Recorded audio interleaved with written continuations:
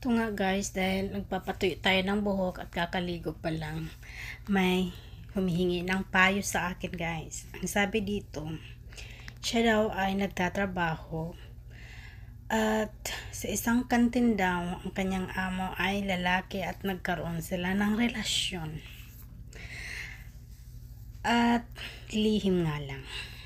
Hindi alam ng asawa ng kanyang among lalaki na sila ay magkarelasyon. Na in love na ata ang babae guys. Ang kailangan niya na payo ay ano daw yung kanyang gagawin dahil hindi na daw niya kayang iwanan ang lalaki dahil napamahal na nga sa kanya. So ito seryosong usapan na to guys. Ang may papayo ko lang ay alam naman natin Makati. Ihalin tulad na lang natin siya si isang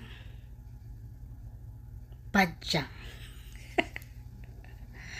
At ang seryoso naman natin maipapayo sa kanya ay huwag sana siyang tumubo lalo na sa tabi ng ilog o dagat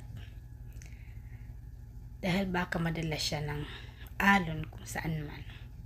Diyan lang siya banda sa may kalsada at kahit sino ay pwede siyang bunutin. Charjak lang yun guys. Okay, yan na guys. Nagpapatuyo lang ako. Wala lang magawa. may napanood akong nakakatawa. So yun na guys. Thank you for watching.